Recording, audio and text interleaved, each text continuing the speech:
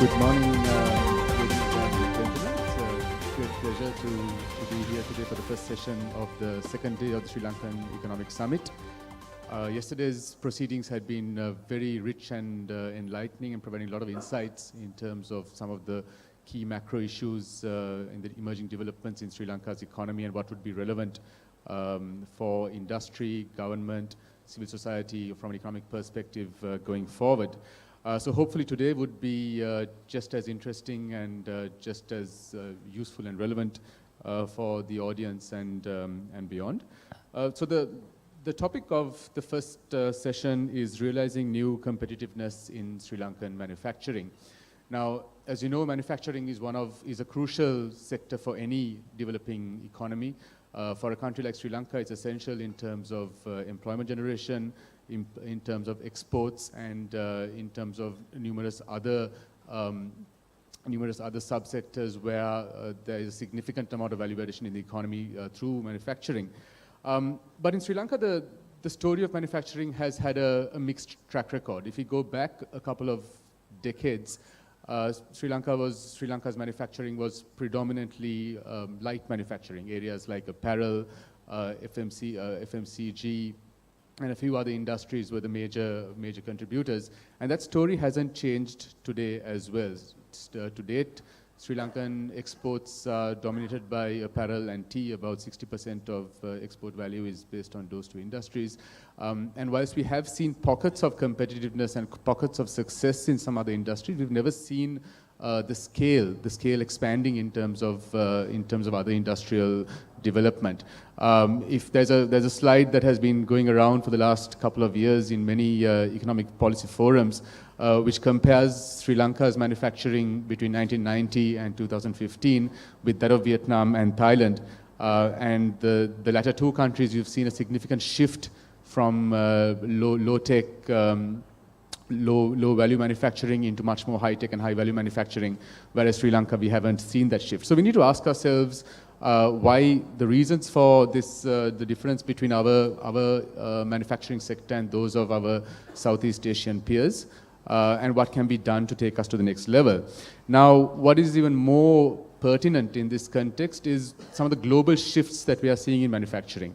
What is known commonly as the Industrial Revolution 4.0 is the integration between information technology, the internet, and manufacturing. So it's an integration of the Internet of Things and factories. The development of smart factories, increasing level of automation, artificial intelligence, robotics, a greater degree of data analytics.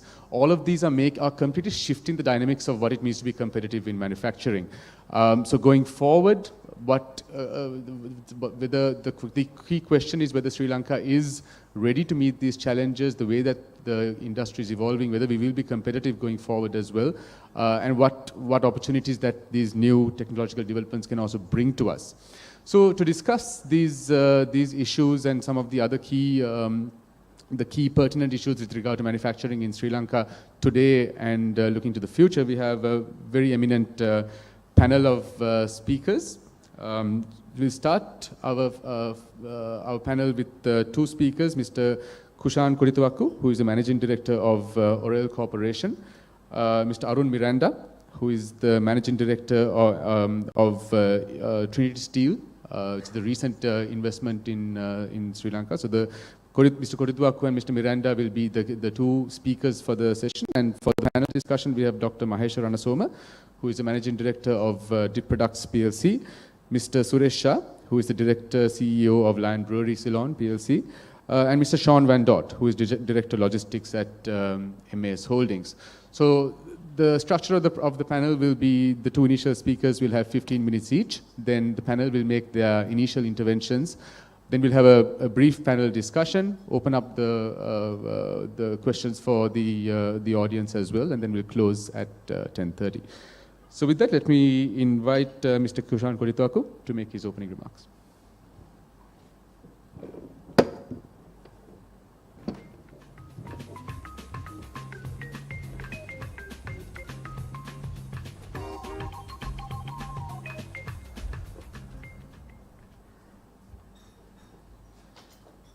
Good morning. Distinguished members of the panel, ladies and gentlemen. Today, I'm here to share my insight on how to realize the new competitiveness of Sri Lankan manufacturing. Let's see if we can get this to work. All right, let's determine the size of our potential. Let's do the math. We have about 20 million people. Employable workforce is about 50%, 40% in the service sector. Agriculture sector would be about 30. So what's available for manufacturing is about 30%. That's about 3 million people. So if you say an average size of a manufacturing plant, we say 1,000 employees, we only got 3,000 factories to work with.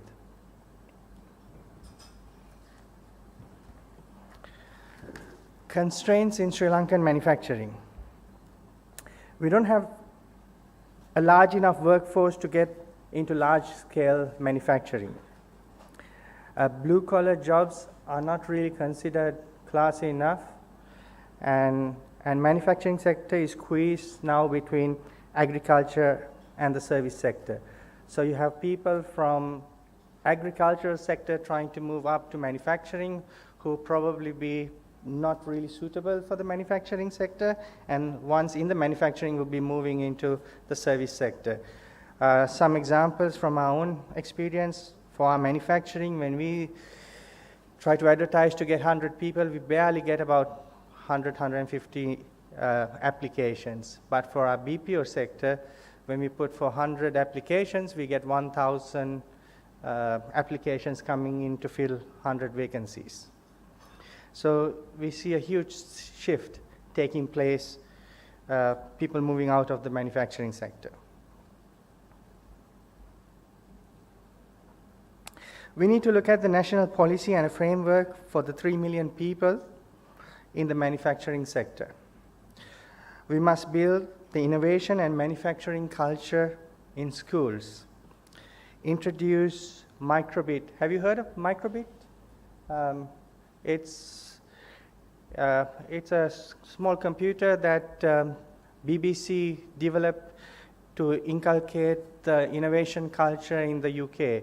And it has been very, very successful there, and it has gone all over the world. And I think now Sri Lanka, also the cabinet just approved to launch that in the school curriculum. We should start teaching kids on technology, SolidWorks, 5S, Lean, and Six Sigma in school, so that people would, from younger days, would want to get into manufacturing, and they see being in manufacturing is a cool thing. And teach value-added and non-value-added activities in school, so that, you know, in a lot of our companies we see we are spending a lot of time doing a lot of non-value-added activities. And if we can get children trained from younger days, we should be able to improve our productivity. What's the opportunities we've got? We have a highly trainable staff. Our geographic location is fantastic. We have good markets. I mean, north of Sri Lanka is India, and then if you go to the east, we've got Southeast Asia and the Middle East on the west. So I think we are very well situated. And then we should be able to build Sri Lankan brands globally. If we were to harness this potential, you know, it's certainly not going to come to us on a silver platter. You know, we all need to work hard and do our part to make it happen. We need to plant the seeds today so that our future generations can really benefit. So what do we really need to do? We need to move out of low-cost, low-skill manufacturing, move into high-end luxury goods manufacturing. Gradually, we should move out of being a subcontracting manufacturing to manufacture our own brands in Sri Lanka. We must have our own European and US businesses. We have to buy them and then do the manufacturing in Sri Lanka, and then use Sri Lanka as a hub to export right across the world.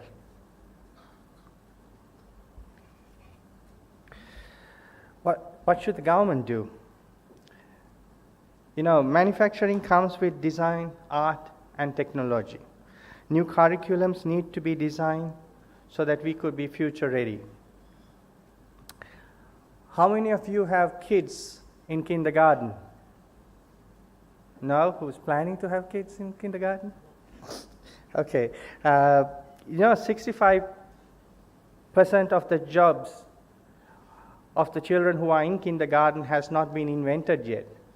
So how could governments be ready for the future, right? So we need to really think what we need to be teaching our kids for tomorrow's world.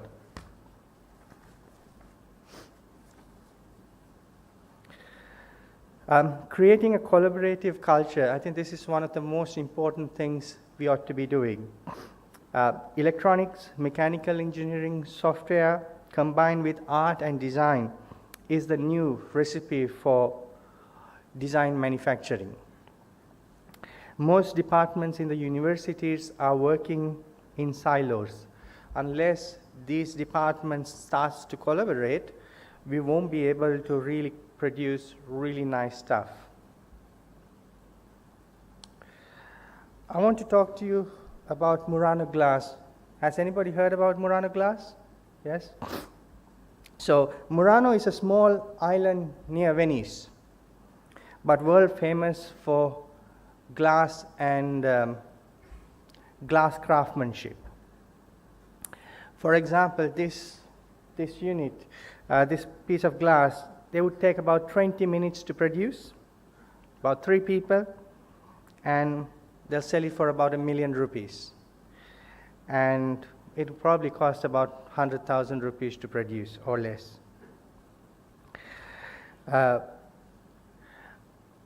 Now, why would people pay such price for glass? But because it's art and it has built a tradition of pride in manufacturing over a long period of time. And today, Murano is running out of craftsmen. So could this be something Sri Lanka should look at, bringing craftsmanship like this to Sri Lanka and developing our skills with art? I would like to talk about the artisans of India. These are hand-blown glass. In India, it's called an asteroid, a chandelier for a living room, and they're selling this also for about ₹1 million. Now, compared to that tiny little piece in glass in Murano, that was the same price. Why? Because it's in India, and they have not built that brand equity for glass.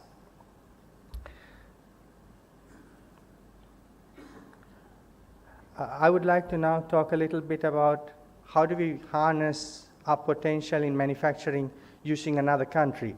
I just returned from Bangladesh a week back, and if we can use, because Bangladesh has about 200 million people, and we are running short of people for our manufacturing. If we can set up a Sri Lankan business park in Bangladesh, so that Sri Lankan companies, if we need cheaper labor and low-cost manufacturing, we can do it there, but still owned by Sri Lankans. We've been working very closely now with the Sri Lanka, Bangladesh Chamber of Commerce and Industry, wonderful people. They've really set up a high standard for Sri Lanka. Over there, we have a big Sri Lankan professional community over there who is really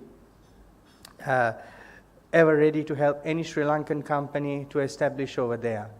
And Bangladesh has a very high regard for Sri Lankans and Sri Lankan companies. So I think this is an area that we should really look at this potential.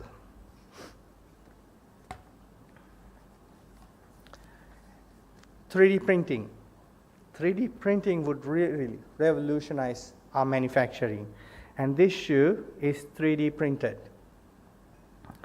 Imagine how this would impact the shoe industry.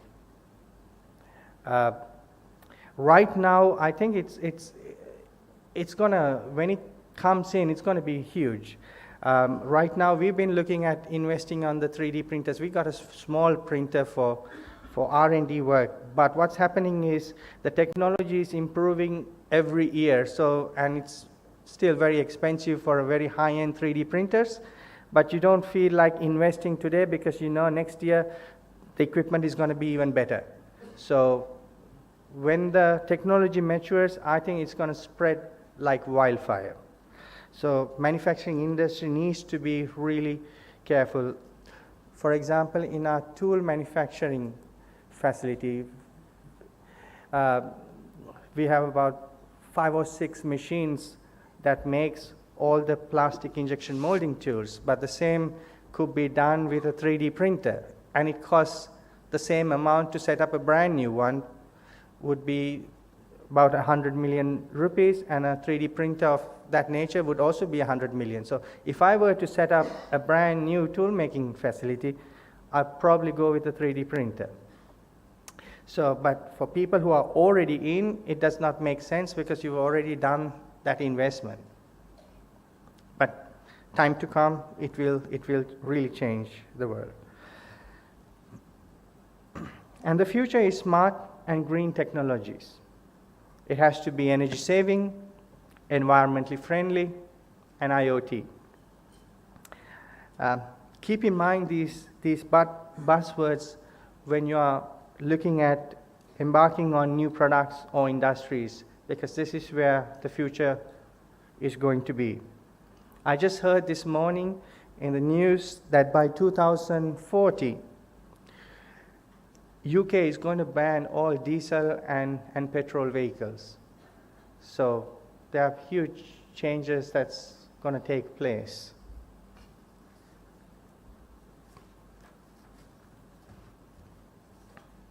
So in conclusion, I want to emphasize that Sri Lanka must build global brands. We need to acquire companies from the West and relocate the manufacturing to Sri Lanka.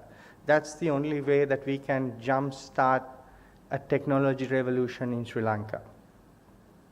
In our company, we have set up a policy that every year we would buy a foreign or a European, do a European acquisition.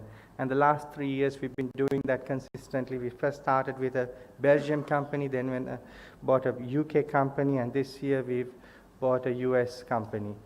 And thereby we are gaining a lot of experience on how markets operate, and when we compare with the people and the cultures, we also learn a lot. So I don't know whether this is the right thing for our company, but in 10 years' time, I can really say whether this was really successful or not. But now I know it's the only way that we could help Sri Lanka grow.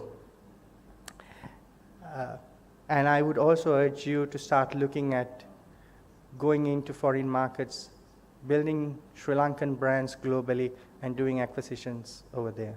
Thank you very much.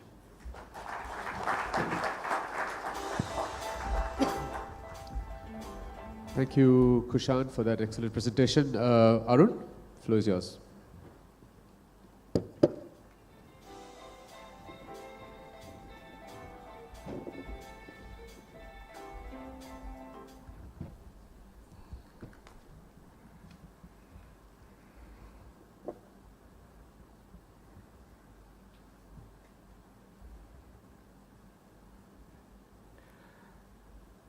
My dear fellow panelists on the dais, members of Ceylon Chamber of Commerce, the organizers, distinguished guests, ladies and gentlemen.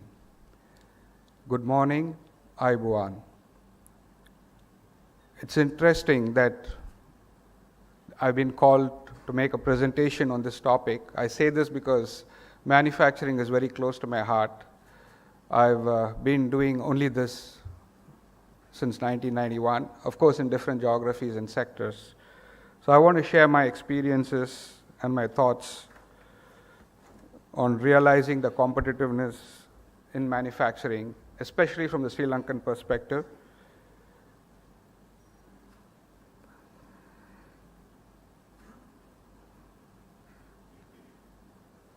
Well, the way I'm going to do this is I'm just going to walk through a logical sequence on why manufacturing is important for any economy, then the key global manufacturing competitive index, which lists the countries, and then the key drivers that help these countries to be competitive, and then we come into regional clusters, more so in the neighborhood, and then we look at a Sri Lankan perspective.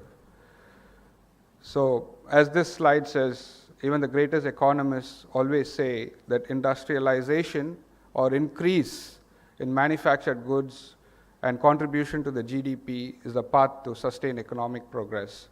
That's because manufacturing is the path to development, helps a country to become a great power, helps in continued economic growth, and global trade is based on goods and not services. And services are also dependent on manufactured goods, and more than anything else, manufacturing creates a lot of jobs. This is a very interesting table. You see the big list of countries listed as per the competitiveness. You see, as of 2016, that China is right on top of the table, followed by United States, Germany, Japan, Korea, and all the other countries. And then you jump to 2020, it is predicted that United States is going to take the lead and stay at number one ahead of China in global competitiveness when it comes to manufacturing. This has been tabled after a detailed survey of many CEOs across the country, across sectors in manufacturing. And this is based on various factors like cost competitiveness, technology, IP, and job creations, etc. And as we go along this presentation, we'll talk more about this. And when you look at the top three countries, mainly the US, China, and Europe, when I say Europe, it's Germany, basically, there is a common thread as to why these countries think that they are in the top of the table. Factors like sustainability, technology, and technological agreements, and IP are some of the factors that help them be on top of the table. Of course, of late we keep hearing about new advancements in manufacturing. You know, you hear all the jargons like Internet of Things, big data, cloud, mobility, analytics, etc., etc. Yes, all these are helping the developed nations like US, Japan, and Germany, etc., to be on top of the manufacturing curve, because all these new advancements help them to control manufacturing globally and also help them to regain their supremacy in manufacturing.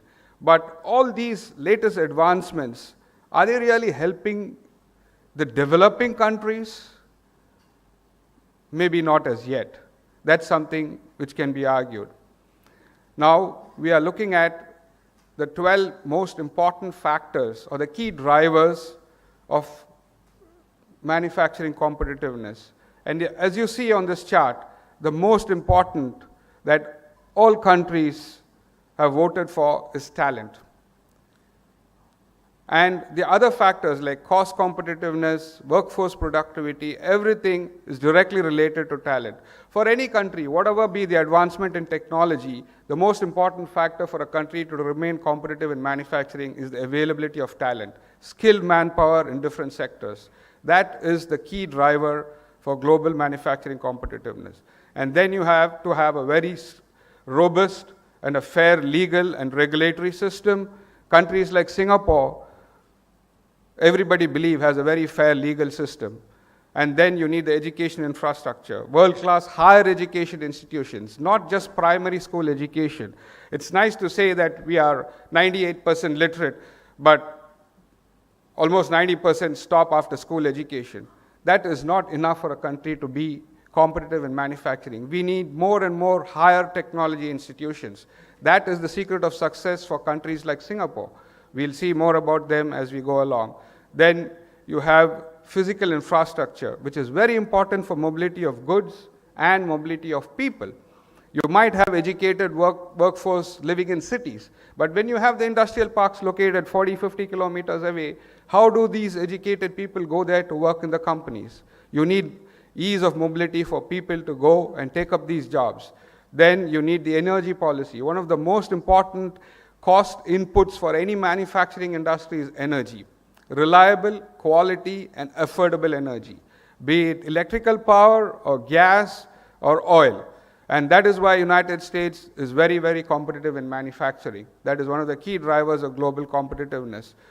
And then big countries might rely a lot on the local requirement of goods and huge consumer demand where the population is high.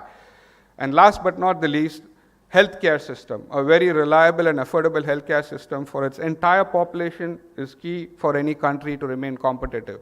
And this is a very interesting chart. We've just picked out 6 countries, and 6 of the top, among the 12 factors, we've chosen 6 factors, and we are grading each of the country as to where they stand in each of these factors. For example, if you look at Germany, it's got a grade of 100% on physical infrastructure.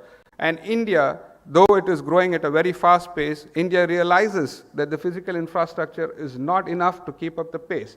Right now, the grading of India on physical infrastructure is only 10. Therefore, there's a huge emphasis on improving the physical infrastructure in India. Likewise, you have various factors like talent. I mean, India is very high on cost competitiveness. Today, I think the average labor cost is about $1.82 per hour in India, which is still considered very competitive. And now we talk about the regional clusters. Historically, always manufacturing is dominated by 3 major clusters. The North American cluster, headed by, the lead country is US. Then you have European cluster, Germany. And then you have the Asian cluster, which is led by Japan. And then you have other countries like Korea, Taiwan, Thailand, Malaysia, off late Vietnam, Cambodia, Philippines, India.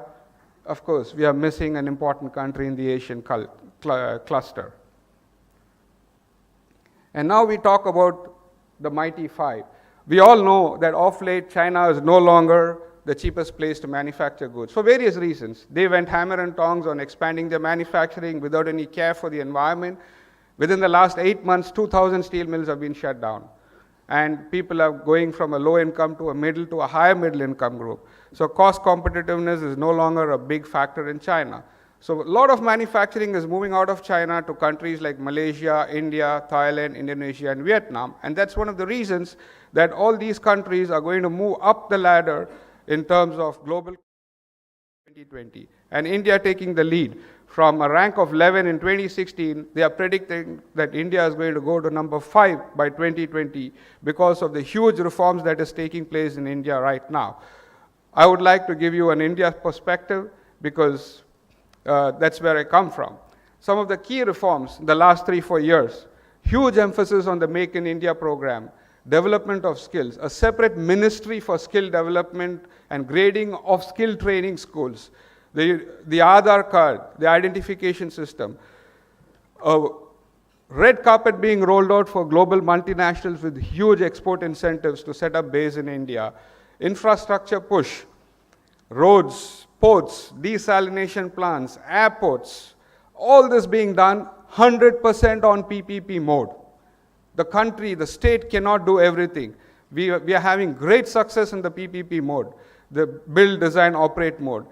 According to me, a state should be the facilitator, regulator, and a moderator for infrastructure projects. The state cannot be the operator of such projects. You will not keep up with the pace of development. And then legal reforms. India had a curse of the tax maze And now we have the mother of all reforms, the GST, which is implemented from 1st of July. And of course, the trade agreements with regional neighbors and all other countries. People make fun of a prime minister that he's an NRI prime minister. He stays out of the country for most of the time. But he's doing his job. He's considered the most traveled prime minister because he's going around the world trying to sign trade agreements with many countries. I mean, he's the first prime minister of India to ever go to Israel. That's just one example. Let's talk about Singapore and Malaysia, two countries in our neighborhood, both success stories. Very small country, very small population. But Singapore has been growing at an average GDP of 10% for the last 30 years, from 1970 to 2010. Why? Because Singapore decided in 1970 that the only way for survival and development and future growth is if it positions itself as an export-oriented country. So all its framework, policies, macroeconomics, everything was based on that. Singapore built a huge port, huge airport, and all incentives for global multinationals to come and set up manufacturing. The entire country's focus was on outward-looking economy, and that is why it has reached where it is. And a small country like Singapore has set up huge educational institutions. The Nanyang Technical University is ranked number 11 in the world. The National University of Singapore is ranked number 8 in the world. How can Singapore do it? It created a lot of talent pool, created a lot of educated workforce to support the manufacturing. You cannot call global manufacturing people to come and set up base and not have the people to handle it. So that is one of the successes of Singapore. And same thing with Malaysia. Malaysia decided that it has to refocus its energies and position itself as a global manufacturing hub. From being a primary manufacturer of agri-goods, Malaysia has today transformed into high-tech manufacturing, semiconductors, fab, high-end electronics, only because of its focus on manufacturing and creating a huge talent pool. And both these countries, it's a very interesting chart called the flying geese pattern. You know, this is very common that it's based on the fact that as we go by, right, if you see in the chart from 1940 after the World War, where manufacturing was basically located in the Western countries, it moved on to Japan, then in the 80s to Korea, Taiwan, and then to Malaysia, and then to Cambodia. So it keeps shifting. So this is a trend which happens globally and nobody can stop it. So we, as a country, Sri Lanka, should use this opportunity to make sure that we are benefited by the shifting pattern of manufacturing globally. What is the current scenario in Sri Lanka? There are various advantages that Sri Lanka has. Sri Lanka in the last 5 years or 8 years after the war, everything is peaceful, it's growing steadily, the GDP is growing. Of course, there are a little bit of lacunas here and there, but the advantages that Sri Lanka has in terms of its geographic location is huge. We need to capitalize on that. Sri Lanka needs to refocus its energies on two axes. Number one, inward versus outward orientation of the economy, and number two, the respective roles of the state and the private. Let's look at a path to manufacturing competitiveness. FDI. You can stand on the rooftop and shout, we need FDI, we need FDI. But FDI is not going to come simply. We need to create the environment for FDI to come in. And like all other countries, we don't have to reinvent the wheel. Right from the Western countries to the Asian neighbors, what did they do? They created a huge talent pool, huge educated workforce. I mean, it's great whenever I come from the airport to the city, I see huge hoardings, Colombo Port City, Colombo Financial City. Why not a Colombo Academic City? A small emirate like Dubai, with less than 4 million population, has created a Dubai International Academic City, which has 36 international universities having a physical presence in the Emirate of Dubai. That has transformed Dubai. Look at Singapore. So we need to have that focus. We need to create higher educational institutions. 3,000 engineers a year coming out is not enough for Sri Lanka to be a manufacturing force to reckon with. We just saw in the previous presentation, out of a 20 million population, we are saying only 3 million is available for manufacturing. We need to question that. Why only 3 million is available for manufacturing? Why not 10 million out of the available workforce? We need to educate. We need more females coming into the working environment. And that is what we need to do as a country. We need legal reforms, labor market reforms, PPP model, we need to have a PPP model for fast and rapid infrastructure growth.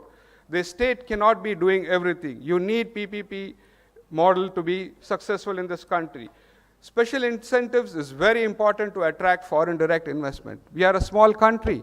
So, the big multinationals are not going to come here just like that. You need to create special incentives to attract FDI into the country. Cost competitiveness will come in if you create talent. Trade agreements with regional neighbors. How much can you produce and sell to 20 million? You need a wider audience. You need a bigger market. Just the 4 southern states of India is 250 million. You need that competitive environment for the local manufacturers to be more competitive in their practices.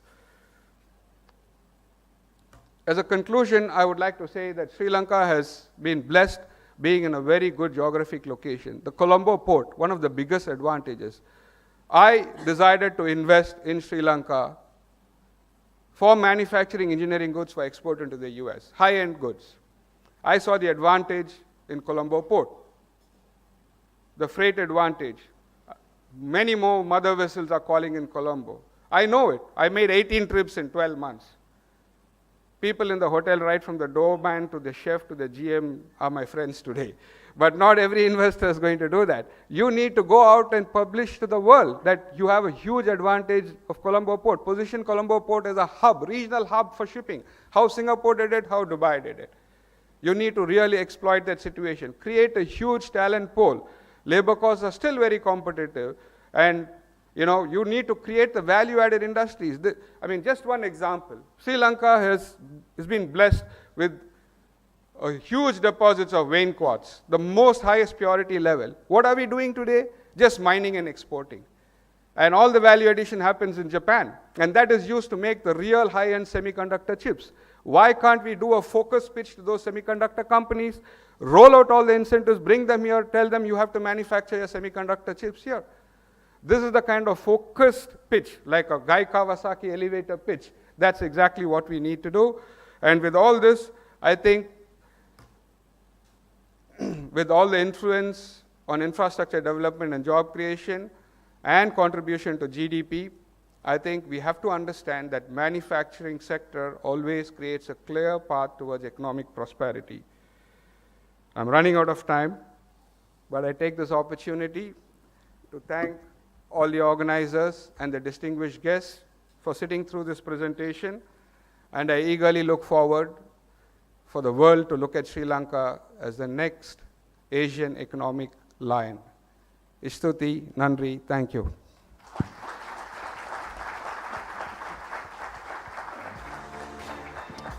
Thank you very much, Arun. I think you covered a lot of issues in terms of topical issues, in terms of lessons from overseas, and I'm sure there's a lot of food for thought for all of us in terms of inspiration and in terms of what the potential is out there for Sri Lankan manufacturing and beyond.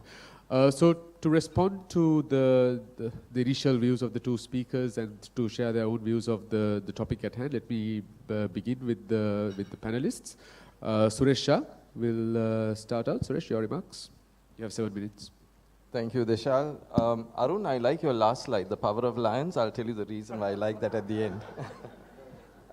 Okay, I'm going to come at this from a different angle. So if I look at what's going to happen in the Sri Lankan context, 3 things are pretty clear. Arun touched on some of these things, and as well as Kushan. First and foremost, our country is going to open up to more trade. Whether it's through trade agreements or through otherwise, we will be a more open economy, number 1. Number 2, as a country, we need FDI. We need investment, including FDI.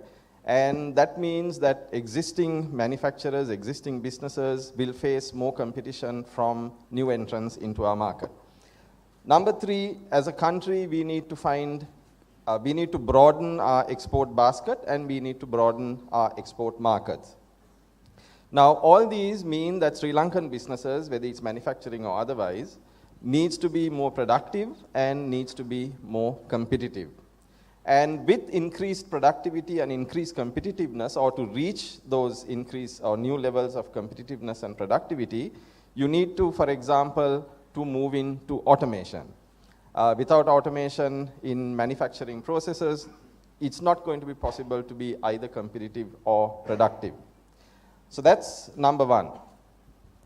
Number two, Sri Lanka being a very small population, like both Kushan and Arun alluded to, and like we all know, very quickly our labor costs will reach a high level. It will happen very quickly. And and because of that, and also because most of our manufacturing inputs come from overseas, for Sri Lanka to continue to remain competitive in a cost leadership position is not going to be possible. So we cannot depend on a cost leadership position to compete in export markets. That will not happen. As a result of this, we need to move up the value chain. And moving up the value chain means increasing complexity in the manufacturing process. A third thing that is that tends to define the Sri Lankan environment now is that we are an aging population. So the number of people, the young people coming in to manufacturing jobs, it's already restricted, like Kushan said, but it's going to be even more restricted going forward because of our aging population. That's the third thing. Now, within these challenges that we have as a country, there is one other challenge that a lot of manufacturers will face going forward, and this is the challenge of customization. Now, in the past, when we spoke of manufacturing, companies like what I'm used to, for example, we depended on manufacturing exactly the same thing to get economies of scale. Going forward, that's not going to be what it is. It's going to be all about customization, and this is being driven by information technology, because today consumers can actually get in touch with manufacturers and tell them exactly what they want and where they will get it from. A good example of this, and this has been happening for a while in a particular industry, which is the automotive industry. Think of an automotive line. One vehicle after the other comes out of the line, but the first vehicle and the second vehicle are very, very rarely exactly the same. There are multiple differences. It could be the paint, the color of the paint, the interior, the kind of accessories that the vehicle has, the tires, the rim size, whatever you want to call it. And that's an example of customization, but this will move in to multiple manufacturing industries as we move forward. Now, so these are the challenges, or some of the challenges that Sri Lankan industry will face. Are we ready for these challenges? So, for example, think about automation. Increases in extensive automation means that blue-collar work, as we know it today, will probably not exist to the same degree going forward. So, if you take my company as an example, we do not have labor because we are a very highly automated company. We do not have labor. Yes, we do have some outsourced labor, but it's very small. Plus, it is also a level of work that will get automated in the future. So we're already planning for that. Now, this will move into other companies as well. And when you think of an environment with no labor, for example, are our labor policies supportive of this position? I don't think so. That's number one. Number two, when you move up the value chain in manufacturing, and when manufacturing gets more complex, the skill set that you need to bring in to the manufacturing organization is very different from what we have today. Is our education system, our education policies supportive of this? I think, Arun, extremely good idea. We need to have that academic city that Arun was speaking about. I just mentioned it to Deshal. Deshal said, what about Saitam? I said, move Saitam also into the academic city. I mean, seriously, we can't live in the past when it comes to things, when it comes to a number of these policies, whether it's a labor policy, whether it's an education policy, because when you think of what we need to do as a country going forward, we need to also realize that we cannot continue to live in yesterday's world. We need to start planning for tomorrow's world. Kushan spoke about investing in Bangladesh. Do our investment policies, do our foreign exchange policies support this kind of investment that Kushan was talking about? If more Sri Lankan businesses need to go out to set up manufacturing plants, do our current exchange policies, foreign exchange policies support this? I don't think so. Again, these are areas that we need to think of.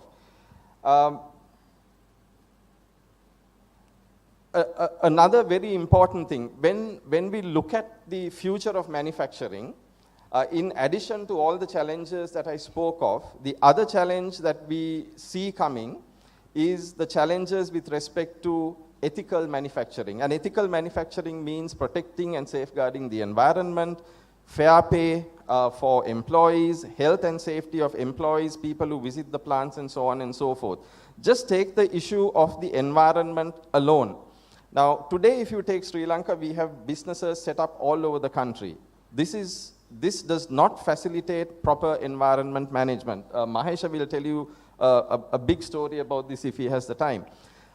Here, what we need to do is to set up more manufacturing parks so that industry can be moved, or new industries can be set up in these parks, which will then help you also to have the kind of systems that are required to protect the environment in which we operate. Now, amongst all these things, I want to leave you with one final thought, but before I leave that thought with you, I want to ask the audience a question. If something cost 250,000 rupees in 1986, how much do you think it will cost today? Any guesses? Anyone from the audience? If you don't answer me, I'm going to point at someone. Any guesses? 500,000? Million? 2 million? Wish? Come on. How much? 7 million. Okay. So there was this thing that I bought or the company that I worked for in 1986. It was my first job. It was 250,000 rupees. It was a computer, extremely slow, no hard disk capacity. I mean, you would not even look at it today. Today, you can buy something much more powerful, much sexier than that, superb screen, so on and so forth, big hard disk, probably for 50,000 rupees. Now, what does this tell you? This tells you that 3D printing will go down exactly that same route. And like Kushan showed you the shoe, which is today done in a plant, with 3D printing, you will probably be able to move a lot of that manufacturing into your own home. And this will transform the face of manufacturing. So let me leave that thought with you. I mean, I don't know the implications of this, and I don't know what we need to do to work on this, but it's a thought, and I'm going to leave that with you. So thank you.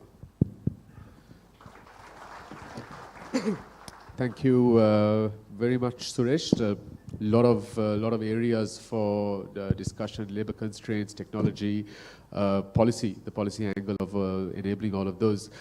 One advantage, Sri Lanka's major competitive advantage that Arun touched on as well, is Sri Lanka's economic geography. We are in a fantastic location in terms of where modern global growth is concentrated, and we have excellent logistical and shipping capabilities to take advantage of that. Now, Sean Van Dort is head of logistics at MAS, and Sean's perspective would be very, very valuable here in terms of speaking to us a little bit about how manufacturing can take advantage of this logistical advantage in Sri Lanka. Thank you. Excuse me. Arun, I know why you invested in Sri Lanka. I think I know why. What is India's best port? Colombo. Navashiva. A good 60% of Indian transshipment happens out of Sri Lanka. And the reason is that because we are one of the few Asian ports that have deep draft capabilities. And transshipment operation is a given today out of Sri Lanka. The manufacturing industry, in my opinion, is the most exposed industry to global competition. What we manufactured yesterday is not good enough today. And the end consumer wants it yesterday rather than today. International international trade and manufacturing are increasingly structuring their products to a value chain. From design to delivery, and through that you could see the multiply effect from manufacturing, where logistics, warehousing, marketing is set up to ensure the satisfaction of the end consumer. I believe that we have not even tapped the true potential of our geographic location. The geographic location is like a young lady, a bikini clad on a beach, which is sold everywhere. For the last 30 years, we have been talking about our geographical location. What is the investment that has come into this country based on purely on our geographical location? It came either because of the concessions given to them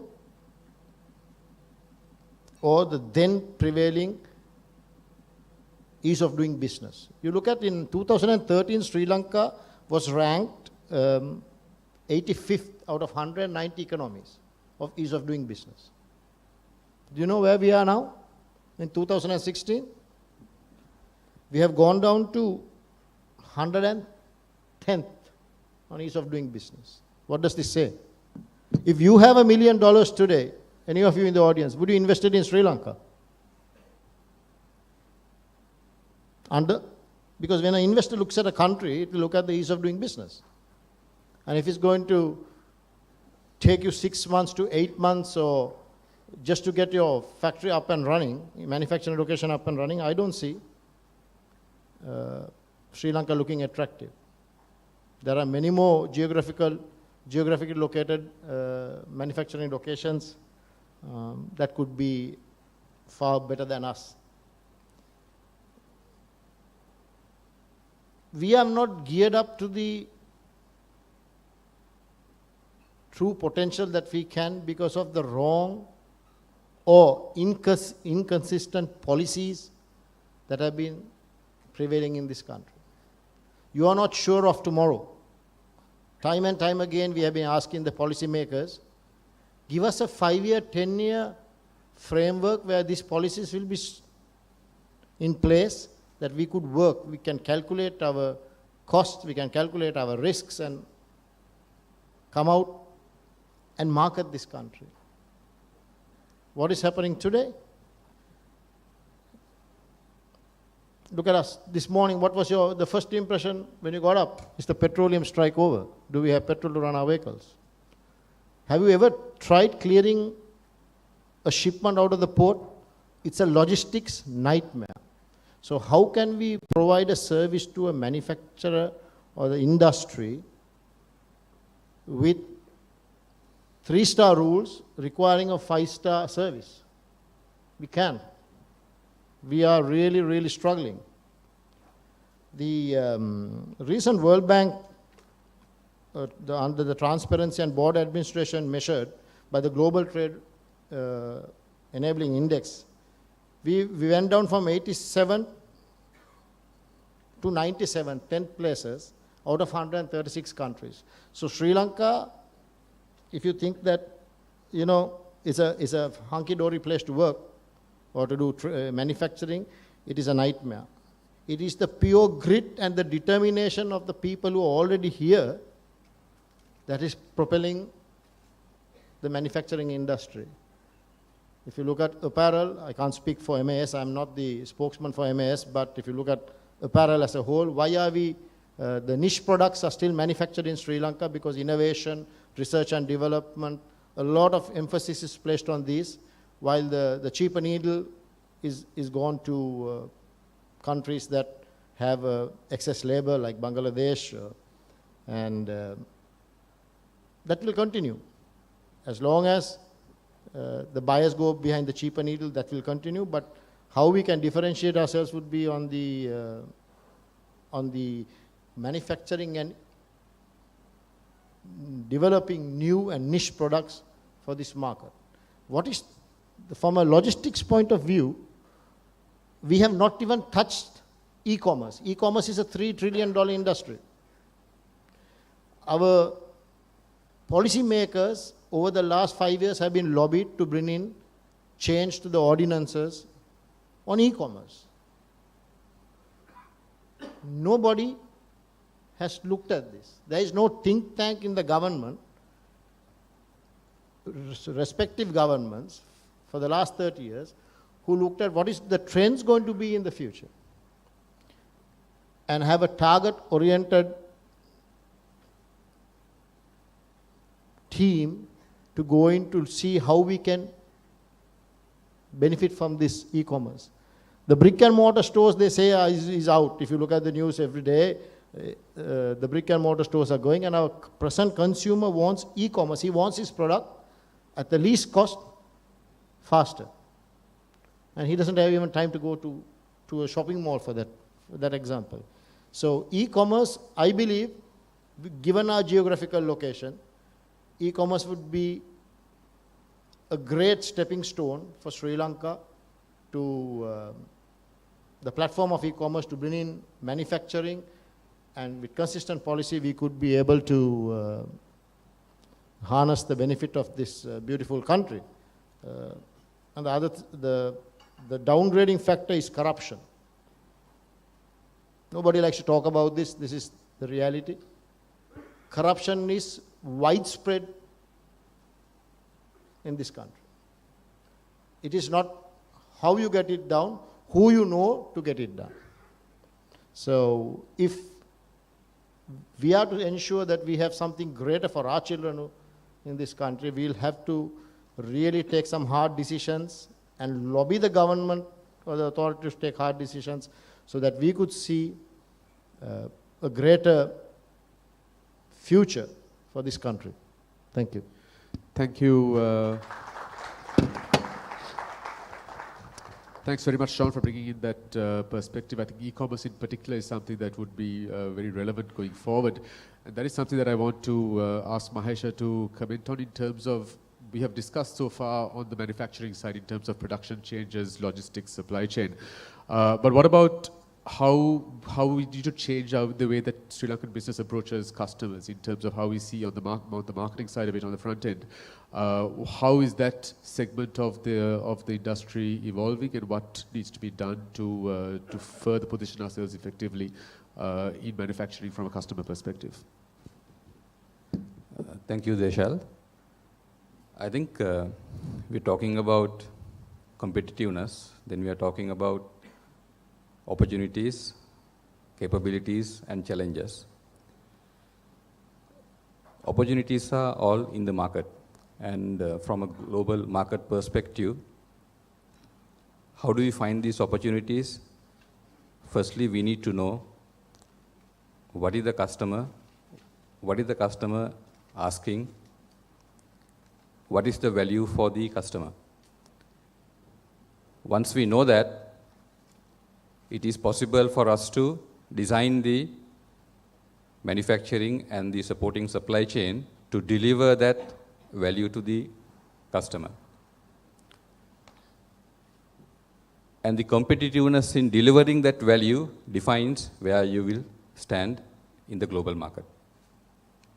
So I think there is this perspective that we need to understand, are we identifying or are we capable of finding out where those opportunities lie in the market to match our capability, and what are the gaps in our capability that we cannot serve those needs, and how to close those gaps. And then in doing so, what are the challenges we are going to face? We have talked about it, what are the policy frameworks needed, etc. And then how to close them. From a customer perspective, from a market perspective, to understand what are these opportunities and then how do we match them with the capabilities we have, very clearly, we need to be very close to the markets, very closely operating with the customers, and try and own that customer interface. That will give us all the insights needed, and then how do you design your chain of operations, supply chains, etc. and also decide whether we want to manufacture it in Sri Lanka or we have to extend that manufacturing to an offshore location closer to the customer, depending on the best way to serve that customer need. I can share many examples of this close to my heart. I will share one.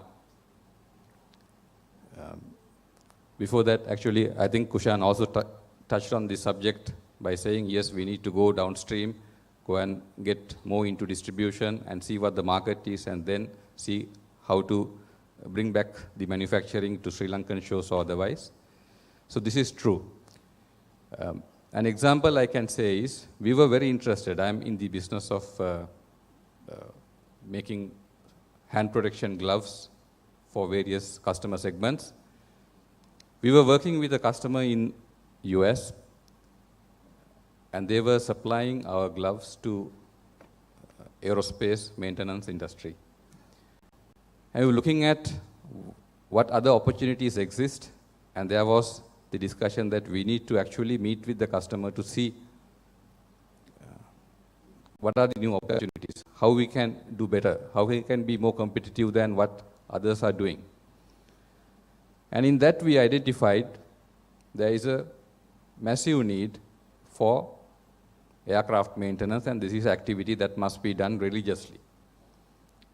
So we looked at what is being done today, how the hand protection needs are met today, and we found that there is huge amount of value creation opportunity that we can bring back, use our capability in designing products, and then go back to the customer and say, here are some designs that we can come back to you, whether these would be satisfying the needs of yours. And several iterations, we found that, yes, there is something that we can do far better than the world-renowned competitors.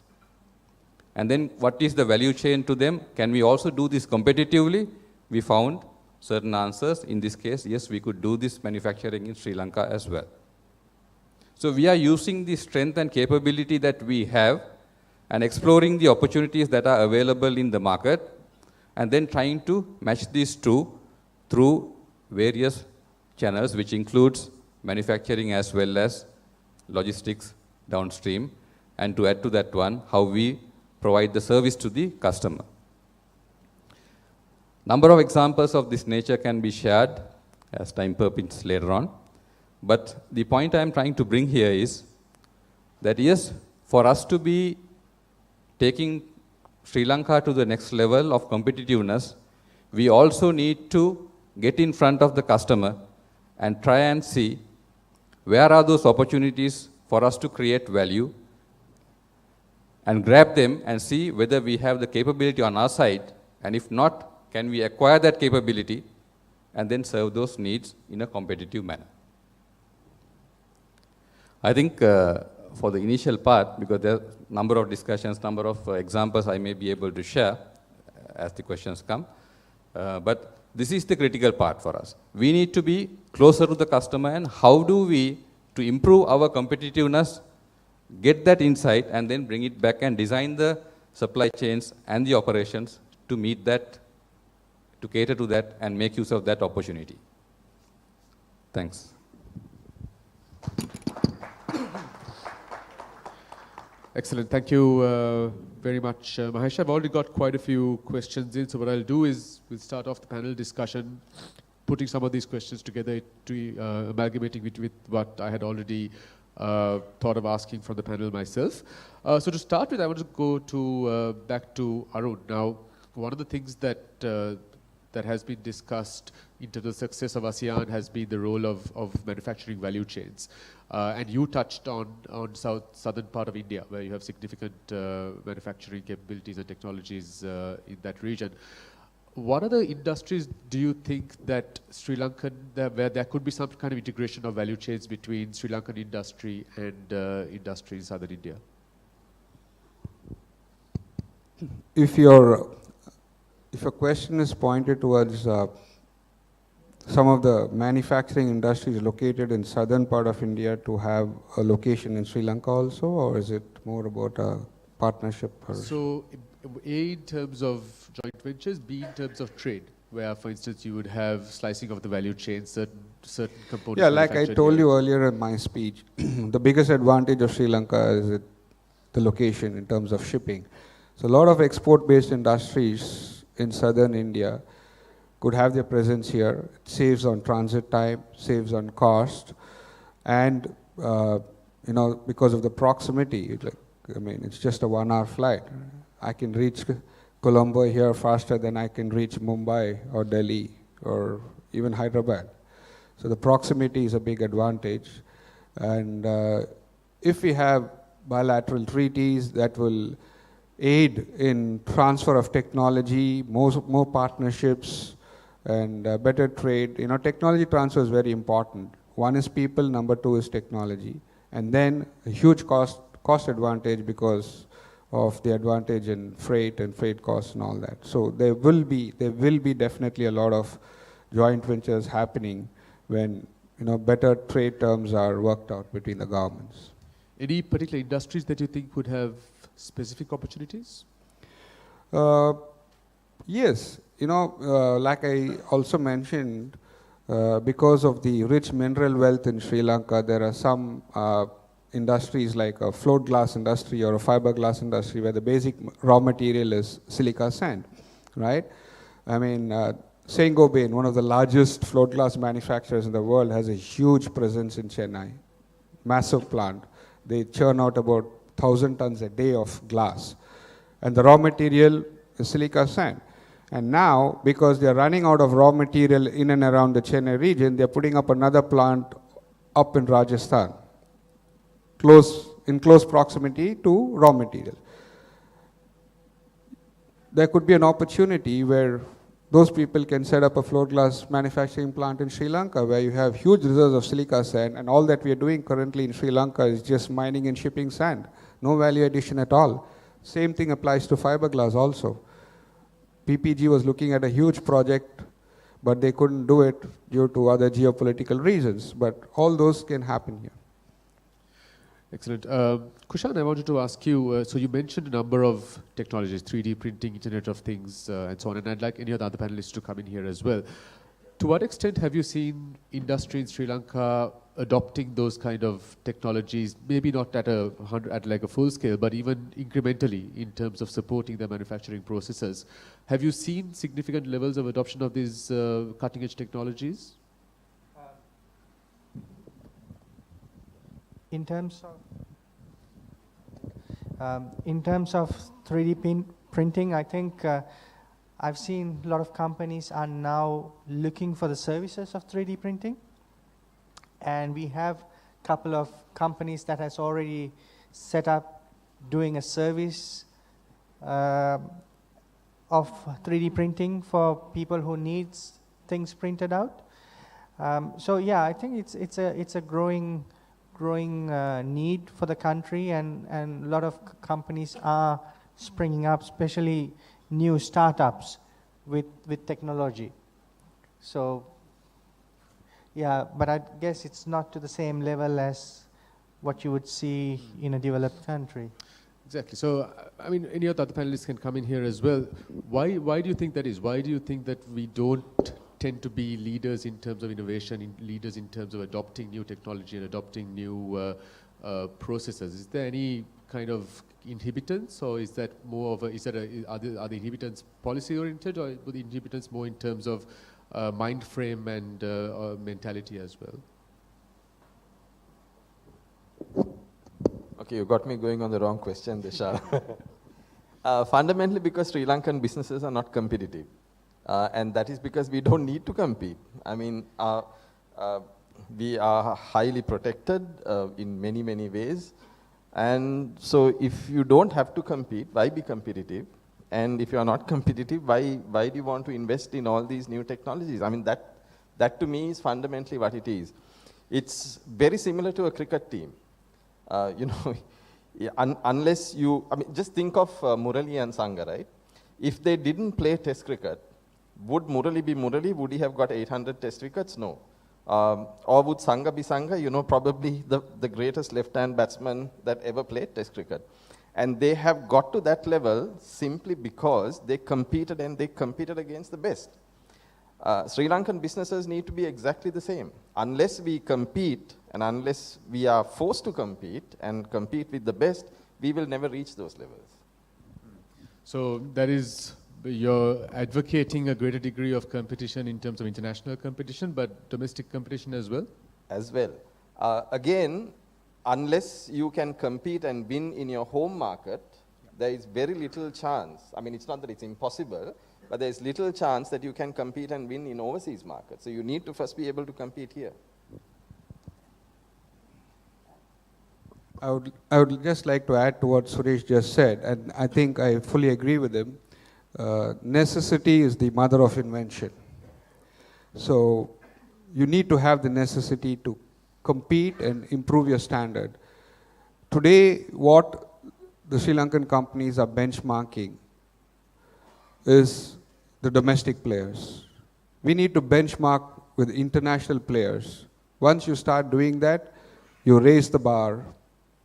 You go out and seek for technology partners, and you want to improve and implement the latest technologies, and that will lead to innovation. That will drive to innovation. It's a domino effect.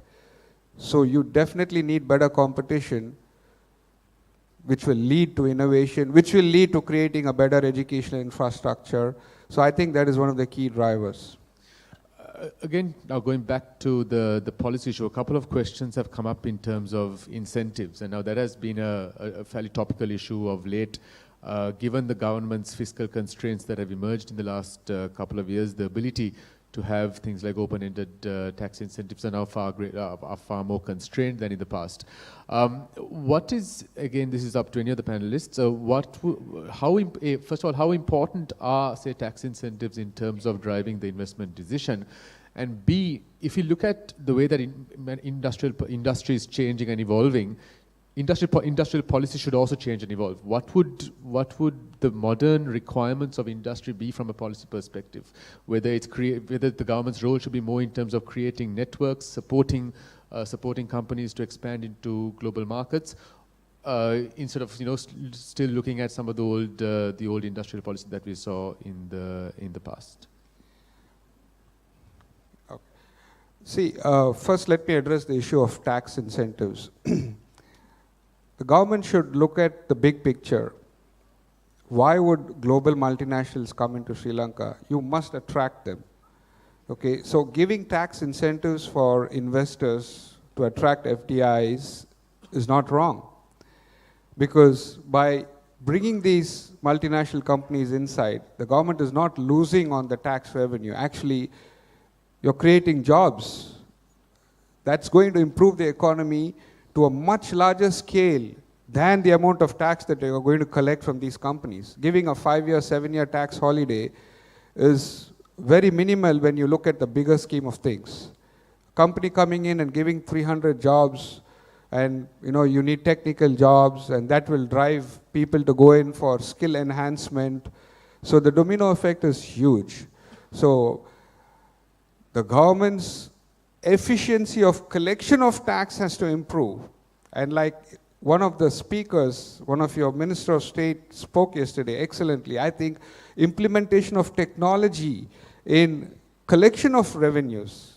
I'm not talking about the quantum of tax, I'm talking about the efficiency of tax collection, which was a big issue in India, has improved. It's really come a long way in the last 3 years. Everything is linked. Your Aadhaar card, your PAN card, your bank account, your CIBIL account. You go to a bank to even try and apply a credit card anywhere in India, they pull out your complete record. That's the kind of automation and the IT infrastructure that the banks are adopting. So the efficiency of tax collection will help the government. Therefore, giving tax incentives for FDIs to come in is nothing wrong at all. That's one big way of attracting. Yes, there are other factors like creating the physical infrastructure, helping companies to come and set up their companies with ease, single window system, no red tapeism, cutting off bureaucracy helps.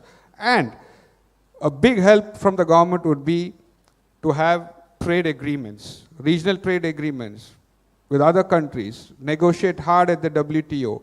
This will encourage the local manufacturers to also invest more and more in manufacturing. And it will give It'll open up the floodgates for technology partnership with multinational companies. Yeah. Deshal, I have a slightly counter view to that. I'm not against incentives in that sense, but I don't think incentives on their own are sufficient. So if you look at Sri Lanka's experience itself, I mean, we've had companies like the Unilevers, the Nestle's and the Ceylon Tobaccos, Carlsbergs and the Heinekens as well, who have come to Sri Lanka not because of incentives, okay? Some of these companies, actually, if you take the Unilevers and the Nestle's and the Ceylon Tobaccos, have been in Sri Lanka way before the incentive regimes even started. Having said that, from the time the incentive regime started in Sri Lanka, which is I think in 1977 onwards, the types of companies, the types of investors that have come into Sri Lanka are not necessarily the big multinational companies either. I mean, there may have been exceptions. To me, the incentive is not the key driver. I think there are other things which are key drivers. So market size, for example, and that's where I do agree with what Arun says on the trade agreements. I think that is probably a much larger incentive than would be a tax incentive. Ease of doing business, for example, be able to get your approvals done very quickly, have the right interest rate structure and so on and so forth. I think there are a number of other things that we need to address. And unless you address those, the tax incentives are not going to give you the kind of FDI that the country needs. There's a couple of questions on the labor issue, which is something that has come up, and one of the comments actually says that this is something that comes up at every economic summit, and I tend to agree with that. And the question is, who is going to be responsible to fix it? Is it going to be the government? Is it going to be the private sector? Or is it going to be a collective in terms of how we address this constraint of labor? A couple of questions are directed to Kushan in particular. One of the issues, one of the points that you mentioned was the possibility of Sri Lankan companies going into labor abundant markets like Bangladesh to set up some of the labor intensive operations of the manufacturing there. The question is, what about some of the parts of Sri Lanka where you don't have significant manufacturing? So for instance, in the northern province or in the north central, what are the opportunities for tapping into underutilized labor in some of those markets instead of going to overseas markets?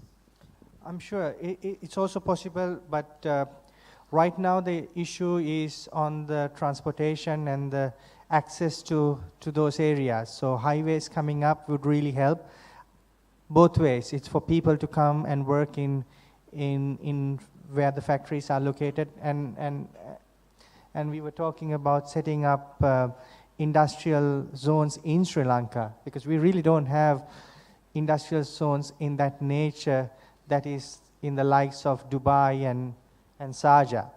I think we need to do some really high-end industrial zones in these areas, so where it gives a good comfort for people to go and set it up, and it's not just bare land, but it's with infrastructure, so that anybody can just go into a place and start operational. So maybe we could have prefabricated warehouses and infrastructure like that already set up. A secondary issue that has come up in some of the questions with regard to the labor market, and this I want to open up to the entire panel, is the question of labor market policy. So given the constraints that are faced by manufacturing in Sri Lanka, should we look at policy options such as liberalizing the opportunities for import of labor, facilitating it to a greater extent than we have today? Issues of making it the labor market more flexible in terms of simplicity of hiring and firing, and more controversially, I think the option of discouraging the policy of sending out workers overseas, which has been an important source of remittances. So I'd like to get some of the panel's views in terms of how labor market policy can change in order to address this issue.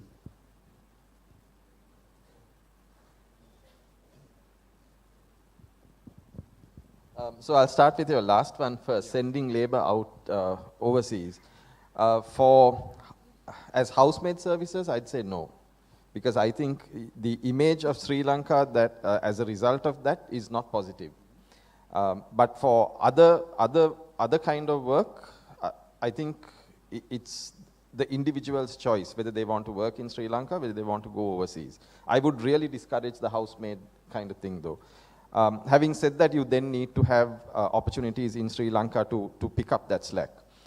So that's on that. In terms of flexibility of labor markets, I think we need to approach the subject in terms of the unemployment level amongst the youth, and how do you get them jobs? How do you give industry the confidence that they have the flexibility of hiring those people and then moving them out if they are not good enough, rather than trying to protect the people who are currently employed. So all the labor laws today protect people who are employed, and as a result, they shut out the people who are unemployed. So that's on that particular issue. Deshal, there's a third point. Third one, liberalization of immigration for overseas. Yes. Again, I think if again it's what's the objective? If Sri Lanka needs to build export markets, for example, and that means we need to set up industry here, and if that means that we need to bring labor down from overseas, then so be it. I go back to what I said earlier. If we want to progress as a nation, we need to be a modern nation. We cannot live in the past. We got to live in the future, do what is required. So we got to synchronize our objectives with our policies. If we don't do that, we will be talking, and we'll be talking for a long time. And before we walked in here, we were seated in a room outside, and we were talking. One of the topics that came up, we've been discussing tea blending, for example, I think for the last 30 years, and it's not moved forward. Whichever way, we need to take a decision and move forward. So let's synchronize our objectives and our policies. Then we will get some action. One of the points that has come up regularly in the policy debate is the necessity for policy consistency. Now, one of the questions that has come up is can we list down policies that are essentials for business and that need the consistency? Shall you look at, say, three to five key policy areas where the government should commit and say, look, for 10 to 15 years, we will commit to these 3 to 5 policy areas. But what are these 5 areas that are absolute must in terms of importance from this long-term policy perspective?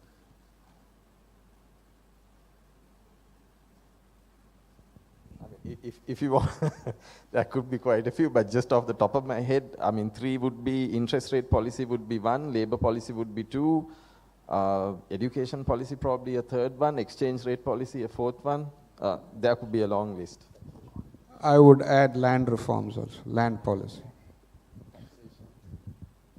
Yeah, so I would say taxation certainly is something that we have been going back and forth on, and it's necessary. But on things like, say, interest rate policy and exchange rate policy, there is general acceptance that it's going to be a market-driven policy. What beyond that would be of relevance? So, practical experience again, okay? So, I remember in the mid to late 80s, interest rates were as high as 20%. Then they came down, and then they went back up to 20%. Then it went down to single digits. Now it's back up to double digits. So, you can't plan forward. You don't, and when you put capital in, you need to have some kind of reassurance as to the return that you're getting, right? So yes, I know it's market driven, but at the same time, from a very practical perspective as businesses, we need to be able to predict what our interest rates are going to be in the future, at least into the reasonable future. And in Sri Lanka, it's not possible. Okay. Mahesh, there's a question for you with regard to if you want to get close to the customers and close to the market, the path through acquisitions or through building brands is quite an expensive and a challenging one. How would you say, from a practical perspective, for an SME, for instance, how would an SME go about trying to own the space of the marketing side of things? I think the first part of it is the learning curve part. So we can't just go there and jump in there. We might burn our fingers. So it is important to have a learning curve, and it is often a learning curve that you can make in collaboration with existing distribution channels. For example, distributors that you are currently working to get your products to the market.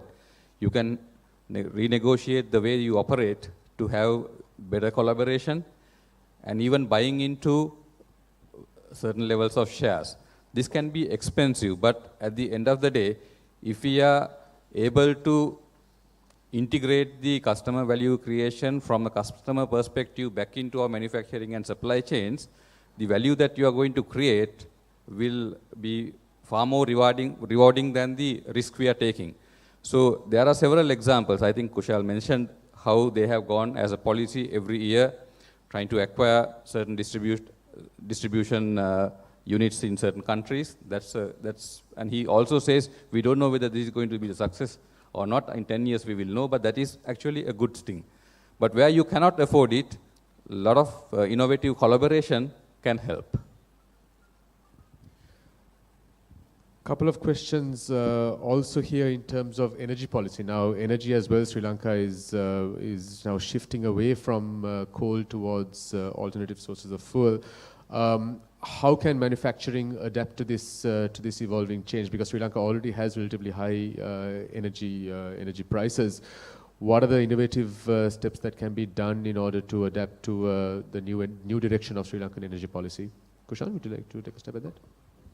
I think going into solar would be one of the good initiatives, but still for manufacturing sector, power prices are still much lower compared to the investing in alternative energies.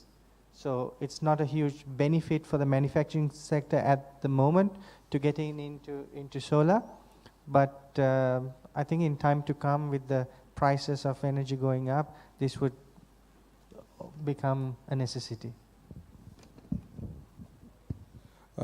I think energy security is a must, and like I had mentioned in my presentation, Sri Lanka should go in for the PPP model for generating power. There are different options, right? I mean, you can do it through LNG terminals. I know they're talking about developing the Trinco port. You can have huge LNG terminals and natural gas availability, or nuclear power, civilian nuclear power, or power generated to gas power plants, everything on the PPP mode. It's working in many countries, and that is the way India is also going, because you need huge power if you want to be, and reliable, affordable power if you want to remain competitive in manufacturing. So I think there should be a big focus on the PPP model for generation of power. We just have a couple more minutes. I just want to take one last point, going back again to the issue of skills. We spoke a bit about universities. Arun, you mentioned it in your presentation, and also there was mention in some of the talks about the fact that the universities work in silos. I'd like to get your views in terms of how the Sri Lankan education system, from the universities and into schools itself, what are the skills that are actually going to be relevant going forward? Kushan touched on this, but I'd like to really drill down to see, okay, if we want to see 3 or 4 major skills that the education system should be churning out in the coming years to cater to a new environment of automation, of great degree of technological embodiment in manufacturing, what are the skills that our education system needs to be churning out in the next 10 years? See, first of all, I think the volume, the quantum of university graduates coming out has to increase drastically. There's only a limit to what the state can provide. It's not a sin to have private educational institutions. I know that's a burning issue currently, but the country needs to ensure that it is well regulated and standards are set, closely monitored, and universities have to be accredited.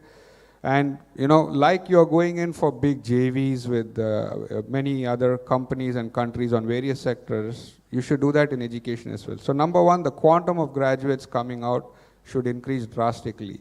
And now if you talk about manufacturing, you're talking more about engineering graduates, right?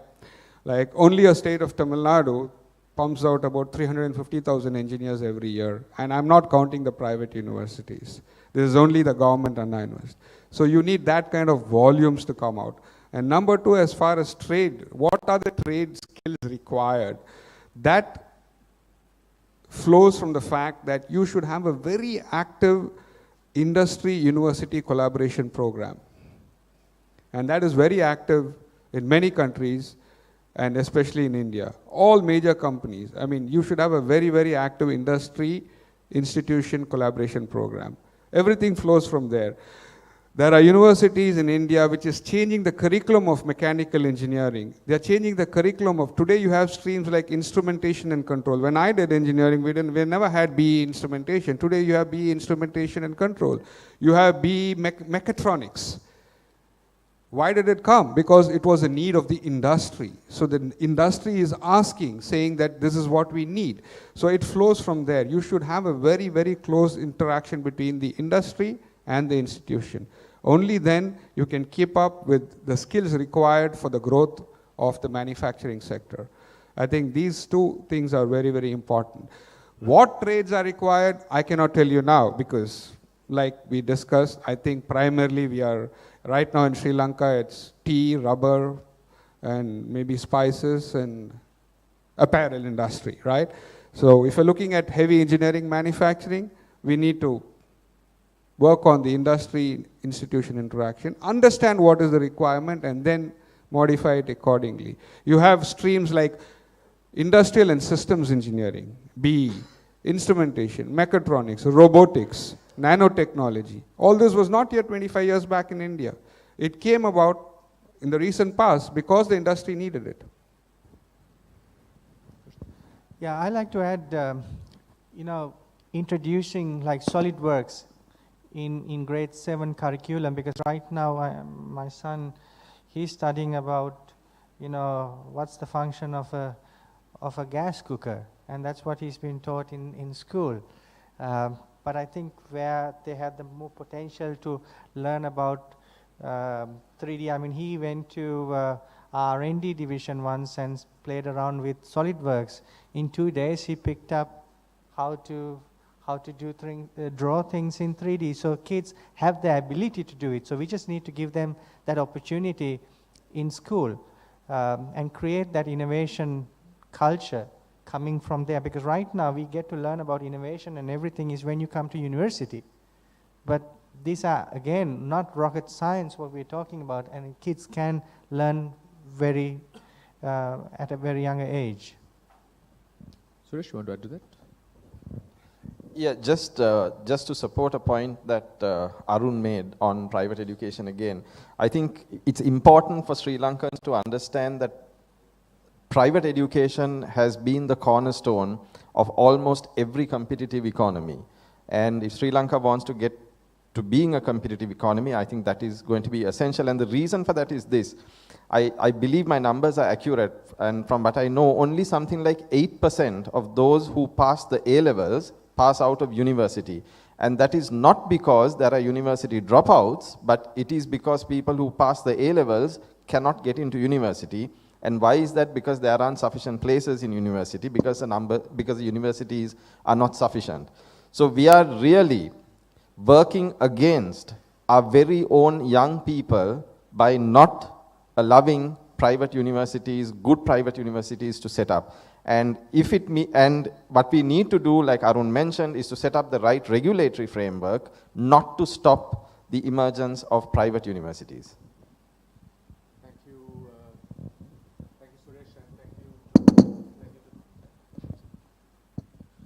Thank you, Suresh, and thank you, Suresh, and thank you to the panel. I've taken 4 minutes more than I should have, so I'm not going to spend any time summing up. But I think Kushan's last point about creating a culture of innovation, that's something we couldn't talk about to a great extent, but that is really, I think, the cornerstone of creating new industries, creating new technology, and being able to adapt those into our existing manufacturing operations. I think that is a key area which we haven't really done enough to nurture through our education systems and beyond. So that's food for thought for the rest of the discussions as well. Let me thank all the panelists, especially the 2 speakers who put together very good presentations and enriched our discussion. Thank you all to the audience for all the excellent questions that you sent up. I'm sorry I couldn't tackle all of them, and I hope I did justice to the few that we did. Thank you very much to the organizers for facilitating this discussion, and I hope you have a very good rest of the sessions as well. Thanks.